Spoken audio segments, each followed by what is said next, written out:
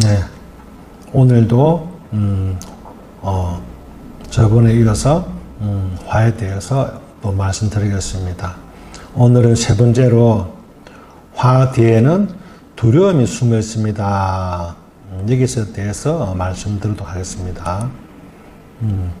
우리는 화가 나면 보통 상대방의 잘못부터 바라봅니다. 저 사람이 나를 무시했다. 왜 내 말을 듣지 않는가? 어떻게 나에게 그렇게 할 수 있는가? 그래서 상대를 비난하고 따지고 내 뜻대로 바꾸려고 합니다. 그러나 화가 일어난 마음을 조금 더 깊이 살펴보면 화 뒤에는 겉으로 드러나지 않은 두려움이 숨어있는 경우가 많습니다. 무시당할까봐 두렵고 거절당할까봐 두렵고 사랑받지 못할까봐 두렵고 손해볼까 두렵고 관계가 멀어질까 두렵고 내가 틀린 사람으로 보일까 두려운 것입니다. 화는 때때로 이러한 두려움을 감추고 자신을 지키기 위해 일어나는 강한 마음입니다. 그래서 화보다 두려움이 먼저 일어날 수도 있습니다. 사람은 두려움을 느낄 때 약해졌다고 생각하기 쉽습니다. 내가 상처받았다. 나는 불안하다. 저 사람이 나를 떠날까 두렵다. 이런 마음을 그대로 인정하기 어려우면 마음은 두려움 대신 화를 앞세웁니다. 네가 잘못했잖아. 당신은 왜 항상 그래? 다시는 나를 무시하지 마. 두려움은 움츠러드는 마음이지만 화를 밀어내고 공격하는 힘을 줍니다. 그래서 마음이 약해진 자신을 보호하기 위해 두려움을 화로 바꾸기도 합니다. 겉으로는 화를 내고 있지만 속으로는 다칠까봐 두려운 것입니다. 그래서 화는 위험을 막으려는 마음입니다. 화는 본래 위험을 감지했을 때 자신을 보호하려는 반응과 관계가 있습니다. 실제로 누군가가 나를 해치거나 부당하게 대할 때 화는 경계를 세우고 자신을 지키는 힘이 될 수 있습니다. 그러나 실제 위험이 아닌데도 마음이 위험하다고 받아들이는 경우가 있습니다. 상대가 내 의견에 동의하지 않았을 뿐인데 나를 무시한다고 느낄 수도 있습니다. 상대가 잠시 연락하지 않았을 뿐인데 나를 버리려고 한다고 느낄 수도 있습니다. 실수를 지적받았을 뿐인데 나는 무능한 사람이 될 것이라고 느낄 수도 있습니다. 이때 화는 현재 일어난 사건만을 향한 것이 아닙니다. 그 사건으로 인해 앞으로 일어날 것이라고 두려워하는 상황을 막으려는 마음이기도 합니다. 화 뒤에 숨어있는 여러 두려움이 있을 수도 있습니다. 사람마다 화 뒤에 숨어있는 두려움은 다 다릅니다. 무시당할까봐 두려운 마음이 있을 수도 있습니다. 상대가 내 말을 듣지 않거나 내 의견을 받아들이지 않을 때 화가 납니다. 그러나 마음을 자세히 살펴보면 내가 중요하지 않은 사람으로 보일까봐, 내 존재를 가볍게 여길까봐 두려운 마음이 있을 수 있습니다. 또 버림받을까 두려운 마음이 있을 수도 있습니다. 가까운 사람이 연락하지 않거나 거리를 둘 때 화가 날 수도 있습니다. 겉으로는 상대를 비난하지만 속으로는 나를 떠나면 어떡하지? 나는 혼자 남게 되는 것 아닐까? 하는 두려움이 있을 수 있습니다. 또 손해볼까 두려운 마음이 있을 수 있습니다.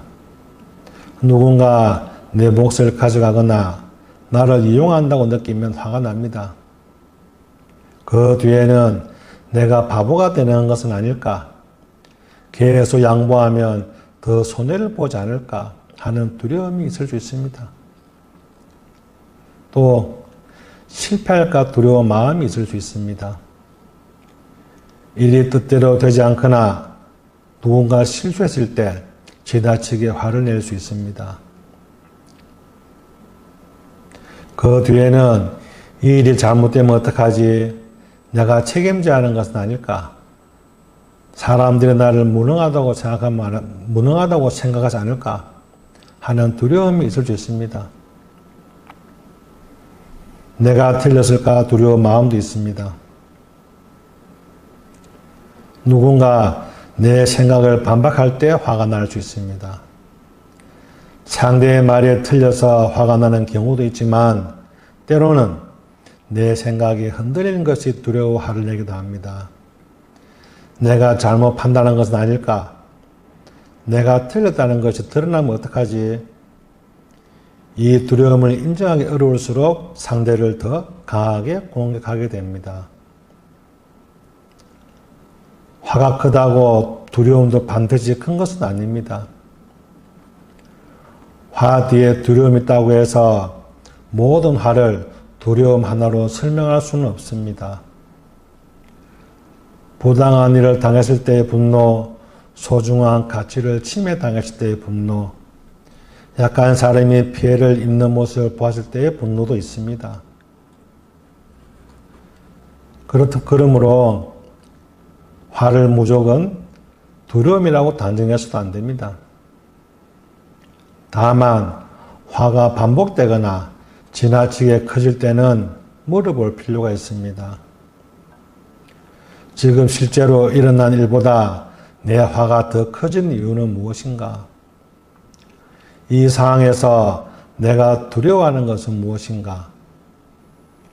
이 질문은 화를 잘못된 마음이라고 판단하기 위한 것이 아닙니다. 화가 무엇을 알리고 있는지 더 정확하게 알아가기 위한 것입니다. 그러면 두려움을 인정하기 어려운 이유는 뭔가? 사람들은 화를 인정하는 것보다 두려움을 인정하는 것을 더 어려워하기 때문입니다. 화를 내면 강해 보이지만 두려움을 말하면 약해 보인다고 생각하기 때문입니다. 무시당할까봐 두려웠습니다. 당신이 떠날까봐 겁이 났습니다. 실패할까봐 불안했습니다. 이렇게 말하는 것은 쉽지가 않습니다. 그래서 두려움을 인정하지 않고 상대의 잘못만 강조합니다.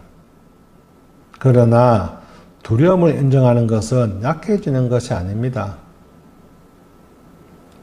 내 마음에서 실제로 일어난 것을 정직하게 알아차리는 것입니다. 두려움을 보지 못하면 화가 나를 끌고 갑니다. 두려움을 알아차리면 화와 나 사이에 거리가 생깁니다. 반드시 두려움을 본다고 참아야 하는 것은 아닙니다. 화 뒤에 두려움을 알아차린다고 해서 상대방의 잘못을 무조건 참아야 하는 것은 아닙니다.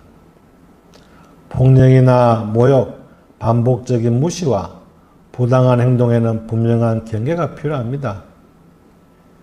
필요할 때는 거절하고 잘못된 행동을 중단해달라고 말하고 자신을 보호하기 위해서 거리를 두어야 합니다.